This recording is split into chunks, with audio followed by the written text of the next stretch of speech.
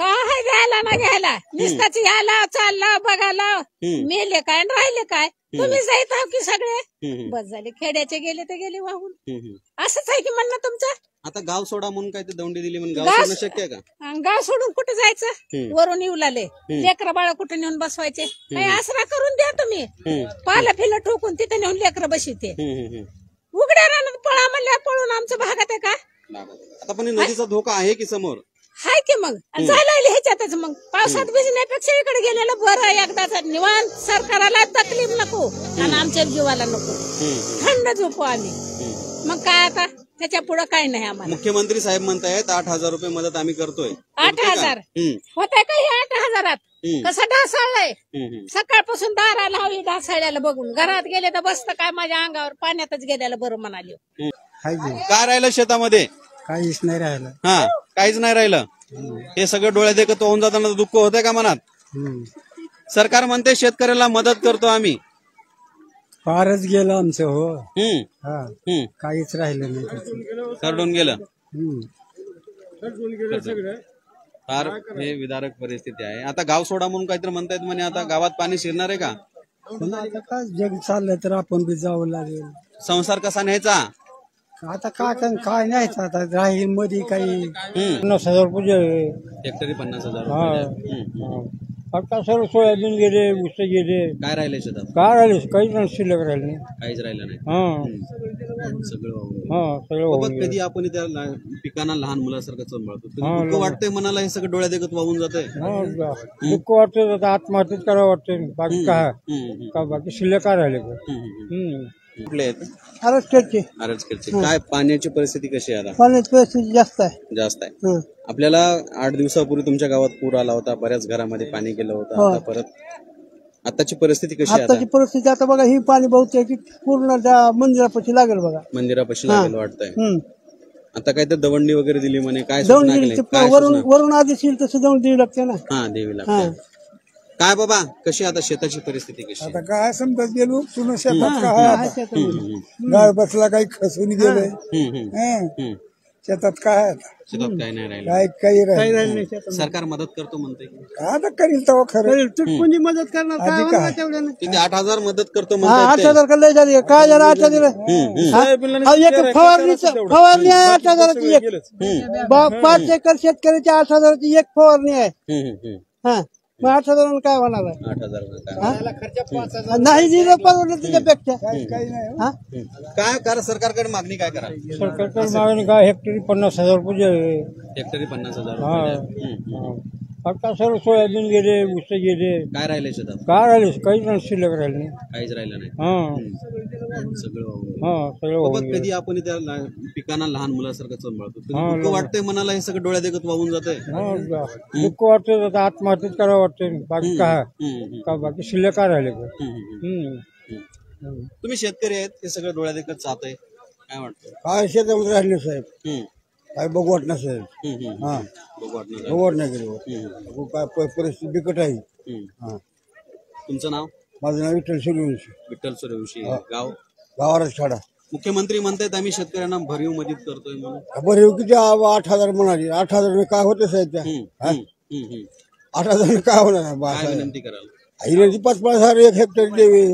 50-60 कोण आलं होतं लोकप्रतिनिधी काल मंत्री कोणती आलते इथं प्रशासनाचं कोणी दिसत नाही पुलावून तर पाणी वाहतंय जर समजा कोणी हा एक जण हॉटेलमध्ये बघायलेत का इकडे बघायलेत आता गेले गावात आहेत का सरपंच सरपंच वगैरे आहेत का कारण हे सगळं पाणी वाहिले ना आता मग कसं लक्ष राहणार ना म्हणजे कोण समजा वाहून वगैरे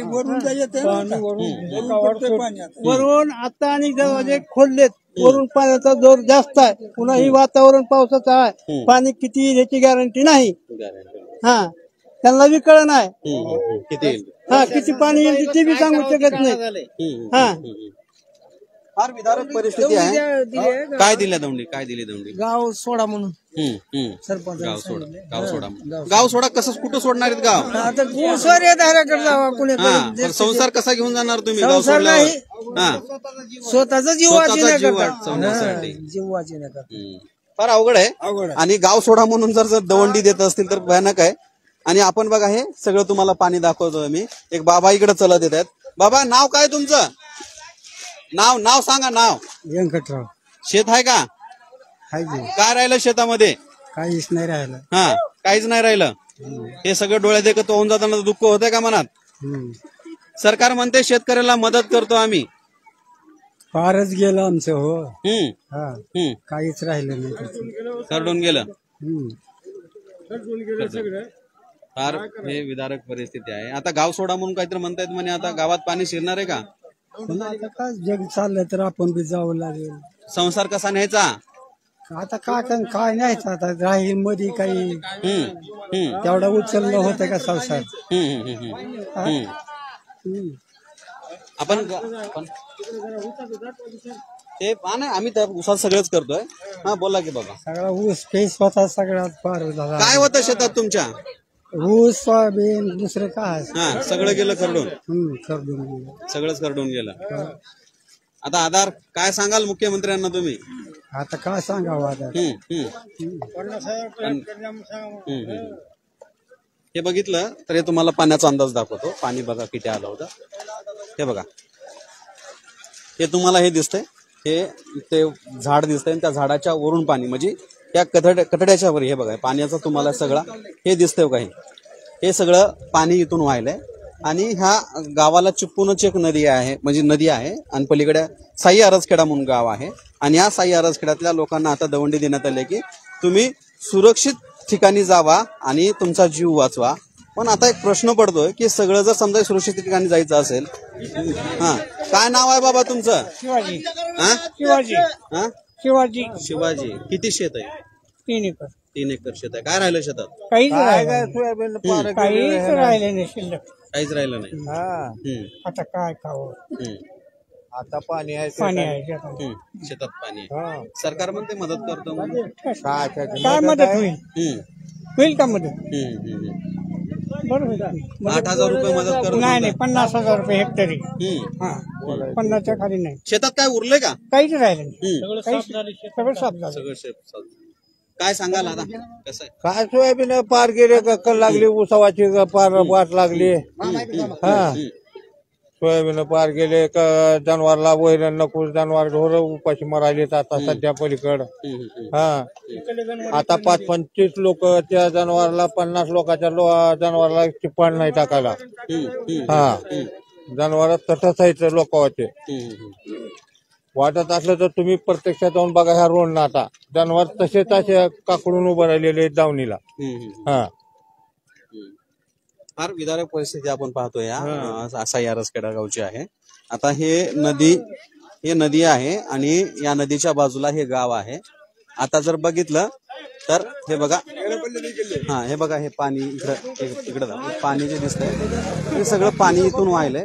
जर पाण्याचा जर प्रभाव वाढला किंवा विसर्ग वाढला तर ही सगळी परिस्थिती पार हाताच्या बाहेर जाऊ शकते. आताच गावामध्ये दवंडी देण्यात आली म्हणे की गाव सोडा, गाव स्थलांतर करा. आता गाव नेमकं स्थलांतर कसं करायचं हा सगळ्यात मोठा प्रश्न आहे. त्याचबरोबर हे सगळं जर होत असताना सगळं होत असताना जर आपण बघितलं तर फार भयानक परिस्थिती आहे.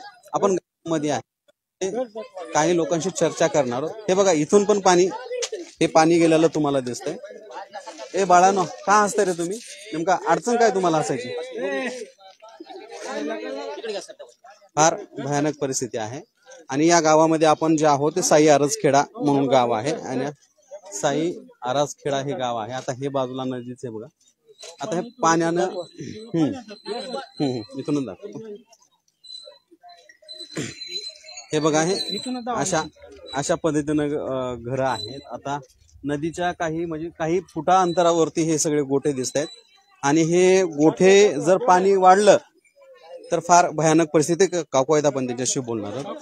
काय मावशी, काय नाव आहे तुमचं? शेत आहे का? काय राहिलं शेतामध्ये? काय बी नाही. चढ पाण्यानं भरलेला आहे. चला राहते. सरकार म्हणते मदत करतो. आली मदत तुमच्यापर्यंत पोहोचली का?